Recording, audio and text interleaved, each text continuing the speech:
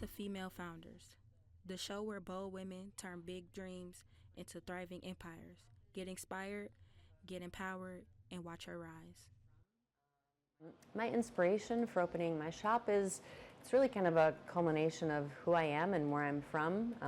My parents come from this background. I lived in places, worked in wine and cheese and food for a long time, and I always had this dream. It didn't just come to me one day. I felt like I always had this dream, this idea to open a cheese shop in my home in Milwaukee, where I'm from. So thinking about opening my cheese shop, I was like, where do I want it to be? There was only really one answer for me, and it was Wauwatosa Village. I grew up not so far from here, spent a lot of time in my youth here, shopping and volleyball. With that, wanting to be in a specific area, it's not that big of geographic area.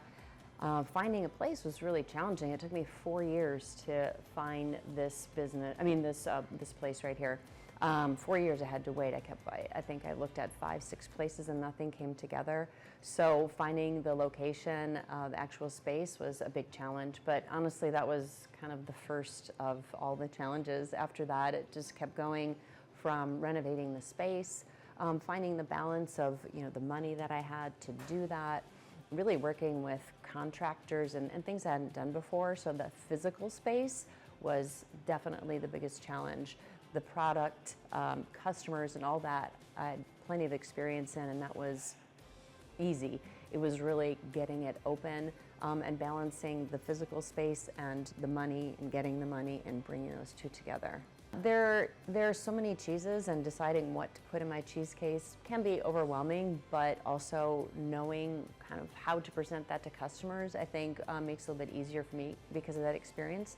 So we are in Wisconsin, Wisconsin's Dairyland, or America's Dairyland, but I do have Wisconsin cheeses, and we do focus on kind of the best of Wisconsin, but a lot of the cheeses I have are from Europe as well, and different parts of the United States. So kind of finding the best of people that I've had relationships with, new producers. Quite a few of our Wisconsin cheeses are new producers and new cheeses. We love that communication and connection with the producers right here. And then the rest is really finding a balance of different styles to meet customers' needs across the board. Yeah, so to me, a cheese shop, the cheese is the foundation of the business, but there's all these other things that go with it. And it's really about the food and the whole experience together. So our cheese case, again, is kind of the center of what we do here, but then we have cured meats, charcuterie, things like prosciutto, mortadella, salamis, and whatnot. Specialty things, specialty items, crackers and jams, but also pastas and sauces and things like that. All, again, a bit local, but international as well. And then wine. So the wine is definitely a complement to what we do here. So altogether, you can come in and you can get a lunch, you can get a dinner, you can do quite a bit of your shopping here at the end of the day. It's fun to have cheese merchandise, right? So we've got cheese boards and books and our t-shirts and our towelettes. Just a little design that we created, Curd Nerd. People, we're so proud in Wisconsin of our cheese and our cheese heritage. People love to walk away with something. People who are from here but don't live here anymore, they love to, I'm from Wisconsin, I love cheese, and wearing merchandise like Curd Nerd, having towelettes in their home bags is really fun for them. So, I think there are a lot of challenges to opening a small business, a lot. I mentioned a couple, right? So finding a space, the right space with the right landlord for you, the location of where that is, and the money, and really understanding what it means. I took quite a few classes at WIBIC. I think a lot of people are familiar with that wonderful organization. I took classes how to do the numbers, P&L, cash flow, all of that. And I got my initial loan from them as well. So that whole process of learning about the money in a different way than I had experienced. And I thought, I knew it, but it's so much more in depth than that. And getting that guidance from them was great, but then getting the money and how to use that. So that's just kind of the first part of the challenge, right? And it's a big hurdle, I think.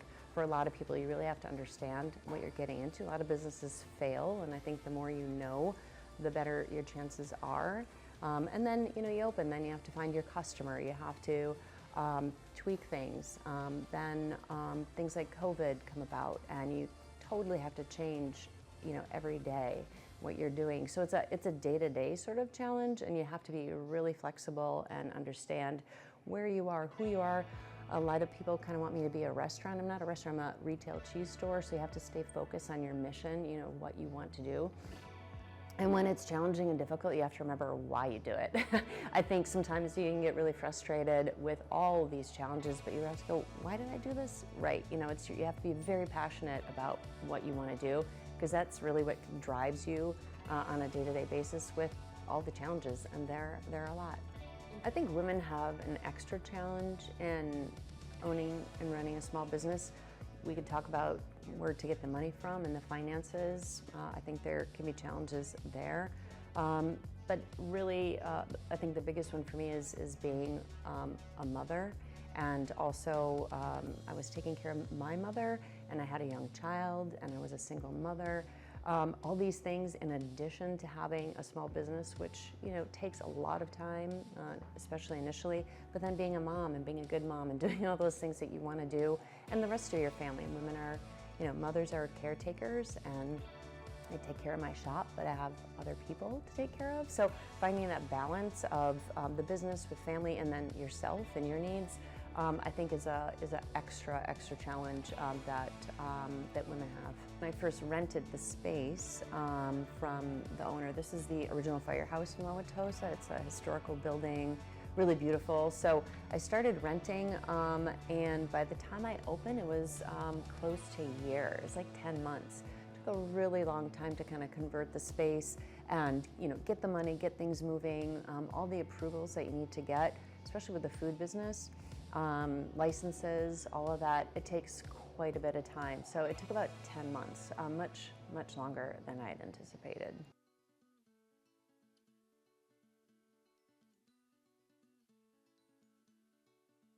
Boss moves, bold dreams, and a lot of coffee.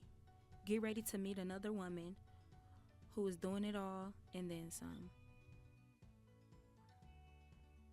I always wanted to own a coffee shop, and over time, I wanted to create a space where people can find their why, their purpose, what drives them over their experience with coffee. Most of us find those things drinking coffee. It's one of the first things we have in the morning. And so I wanted to create a space that was reflective of that and a brand that spoke to that. I've gotten a lot of feedback about when people go into coffee spaces, they don't really feel welcomed or kind of like, why are you there? So just wanting to make sure that this is a space where people feel welcome, that they feel comfortable, that they feel included. And so that is one of my top priorities. And then making great coffee drinks too. Like that's also very important. You cannot mess up people's drinks. So making sure that we do it right. Was it hard getting funding because I was female? I don't necessarily think it was because I was a female. I think it's just one of those things that small businesses kind of encounter in general. But it was tough. It took a while, and it took me a year and a half to get to this space. So funding was definitely a factor in that, but continuously applying for grants and working with various small loan officers in the community was very helpful and resourceful. So, Style Pop Cafe. Originally, it was a part of a different brand that I had at the time. So it was like a play off of that. I was going to have a coffee shop in this space that I originally had. But because of me being a person who's been in fashion and style and coffee ultimately kind of, I guess you can say, formulates our style in a way, style kind of just came with the name. Yeah. So Style Pop is an LGBT ran business, and so we wanted to be in the neighborhood that reflects the LGBTQ community, so it was like the perfect place for us to open up. It's also a very diverse neighborhood too. So you get a little bit of everybody over here, and our business reflects that. And so Walker's Point was just perfect for us to open up in. What advice would I give a woman who wants to open up a small business? To be resilient. Resiliency is very important if you want to grow in any small business. To network more and connect with other female entrepreneurs.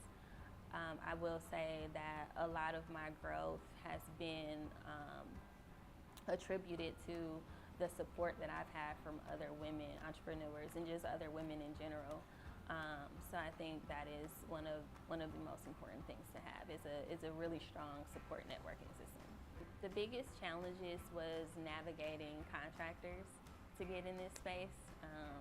I did experience some traumatic, experiences with that and challenges with that. But that was pretty much the biggest thing is navigating contractors really. When I first signed my lease back in 2023, it's 2025. It took me a year and a half to build out the space, and that was dealing with contractors, dealing with architects, funding for the space. So yeah, it took a while. What is one thing I wish I would have known? What it looks like to build a space completely from scratch. Like, you don't know what you don't know when it comes to city permitting and licensing and dealing with contractors. You don't know those sort of things. So really being diligent in finding those resources and making sure that all the dots connect before going into it. How do I balance my personal life and work life? I am definitely still learning that. We've only been open up for about 2 weeks now, so it's a new, different balance. Like before, we were just doing a lot of pop-ups and things like that in catering, where it was like one-offs, but now it's like an everyday thing. So yeah, I'm still learning that. She builds, she leads, she conquers. This is the spotlight on fearless women entrepreneurs, rewriting the rules of business. So the services that we offer here are eyebrow threading, waxing, eyebrow semi-permanent makeup, which is called microblading, so we tattoo the brows on. We do facials, back facials, any of the body waxing, so leg, bikini, things like that. We service men as well, so we do beard facials. There's a massage therapist here, and we do mani-pedis right now. What inspired me to start this business was my great-grandmother. She used to do Avon, and so I used to help her with her skincare stuff, and so she taught me how to have a skincare routine, and I was 10, 11 years old with a mini kit. And so I got really into caring for my skin and caring about how my brows look. I probably was the only 12-year-old who learned how to arch her brows with a razor. So I started then, and then as I got older, I knew I wanted to own a business. I just wasn't sure what I wanted to do, and I have a performing arts degree with UWM, and so I thought I was going to do choreography. Then I became a mom and things like that, so that kind of faded away. So then I tapped back into caring for my skin just because I naturally do it, and I found out MATC had a program. I signed up for it. Actually, I started with brows. I used to just rent chairs at salons, and I would only do threading. And then I decided I wanted to expand to an actual spa.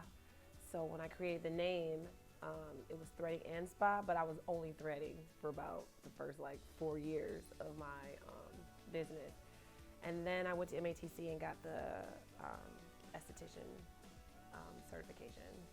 So my top priorities when running my business day to day are making sure that I'm allowing time in the day for my sons. I have 3 of them, and so I want to make sure that I'm not working all day and I don't spend any time with them. So I try to gauge my appointments based off of when I have them and what they have going on that weekend.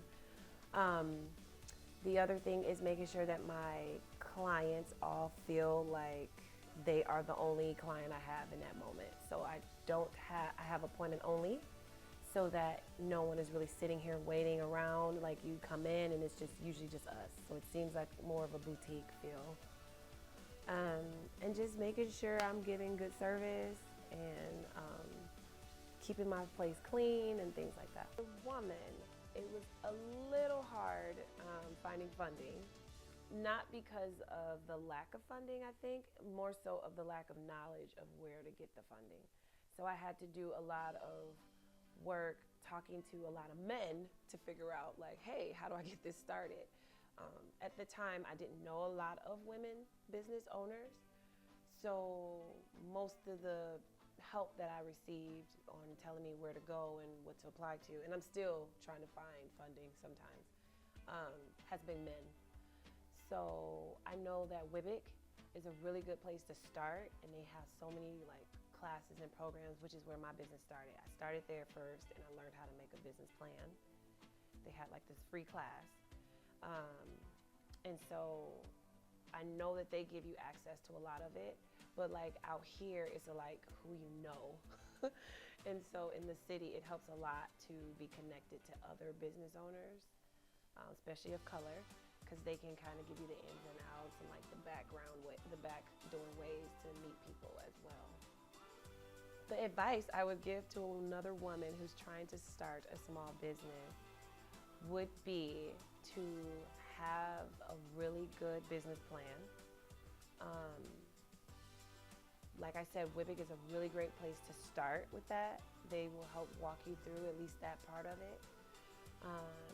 When you get a business plan, like write out your steps on what your end goal is for your business, and then figure out what you need to do to get to that end goal, and then try to move in sections instead of overwhelming yourself with the whole picture. Join like small women business owner groups on Facebook or online. Go to these events like the Milwaukee Business Journal has a lot of events. If you can tap into those, then you can meet a lot of people. I found a mentor that helped me, and she's like a VP at the Milwaukee Brewers. So when you go to these places that have these opportunities, to try to get into as many of those opportunities as possible. Some of the biggest challenges that I faced early on was finding out where to market, like what was the best market for me. Sometimes because especially for my industry, the market is kind of small. And so if I go, let's say, too far north, I might not get as much business because people aren't spending, like this is more of a luxury, it's not a necessity. And so if I'm like a grocery store or something like that, I would make more money because people need to shop, but people don't need facials necessarily. I mean, it's nice to have, but it's disposable income type of thing. So I had to find like figure that out, that going certain places I didn't do as well in the area. And then I lucked out, and we found this building that was around COVID. So when we moved here, it was really inexpensive at the time to get started here. And then I pretty much just had to walk around and get to know the neighborhood and meet people and things like that to get people to come in. So it probably took about maybe the first 2 years to kind of like get the tap running where people started coming more. Okay, how did I come up with the name for the business? It's named after my son. So my oldest son, he's 17. His name is Elijah Blue. And so Eli is what we call him, and Ellie Blue is basically Eli Blue in French. This is a French translation of his name. Any woman has an idea and you really want to be a business owner, it takes a lot of work, and it's a lot of no's, and it's a lot of headache, and sometimes you doubt yourself if you should have started it in the first place. But to always have whatever your goal was when you started your business, like what did you want when you thought about this business, to keep remembering that. And so for me, it was my sons. I would keep looking at them like, this is so that I can have the freedom to spend time with them, but the income to take care of us at the same time. And so on the days that seem really hard, or the days that I'm like, this is crazy, I gotta, figure this out, I gotta paint this, I gotta call an electrician for this costs this, I have to keep remembering my why. So I would say, make sure you have your why and be clear about it, and that way that'll keep you going when things start moving you around and making you feel uncertain. Behind every thriving brand is a woman with a story. Let's tune into the next story. This is where passion, grit, and dreams come to life.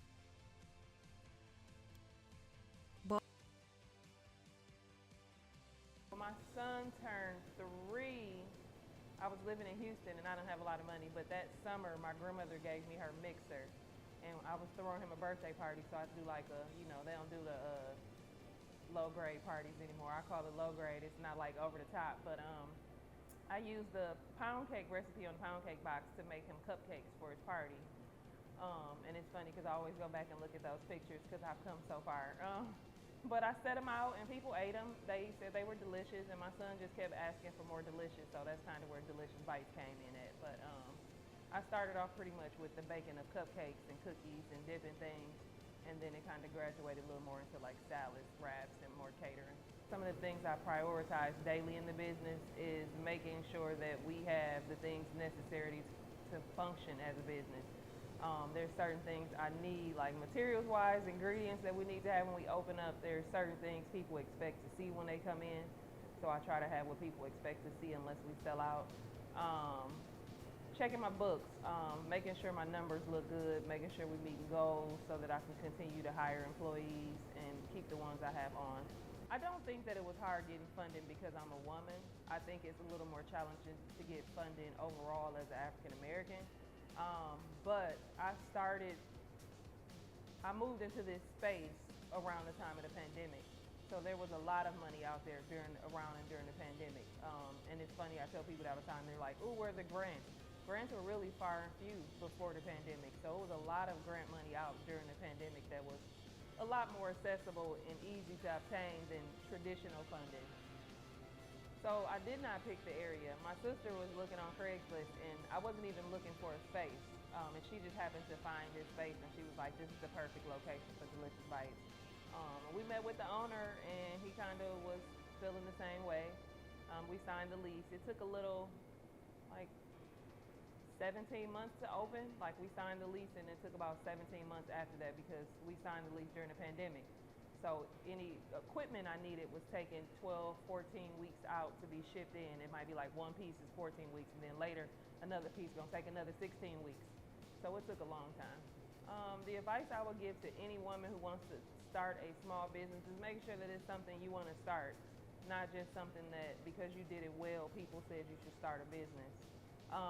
Making sure that you know what your numbers are and if it's actually gonna be a business or a hobby. Don't quit your job. That's one of the things people say, quit your job and just jump out there, but then you're in survival mode and you are anxious and unregulated because you don't know when your next money is coming, because entrepreneurship is a true roller coaster. Some days it's up, some days it's down, but most days it's good. When I first opened my business, I didn't have any challenges because I was just catering, and I would do orders as people submitted them. I feel like one of the bigger challenges of being in the storefront is now I have to wait for people to come in. When I was catering, it was money coming in and I knew what was happening. Now being in the space, people are always like, you should open up a store, you should open a restaurant. But the thing is, now you're in here and you're waiting on people to come in. So for me, I feel like that's probably the hardest thing, like in here with what I know is great stuff, but just waiting for people to come in. I always feel like whatever setbacks are happening for a reason. Like, I don't think that bad stuff happens to us for a reason. I think that we typically focus on the bad more so than it might be preventing us from doing something else.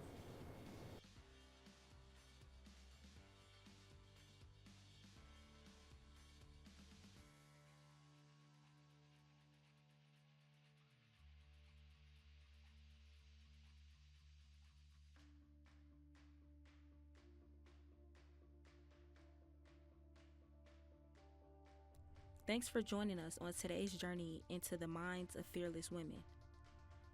These women are building more than businesses. They are breaking barriers, rewriting rules, and paving the way for the next generation of leaders. If their story inspired you, share it. If it sparked something in you, chase it. Because the world needs your voice, your vision, and your fire. This isn't just a show. It's a movement. Keep building, keep believing, and remember, you've got everything it takes to lead.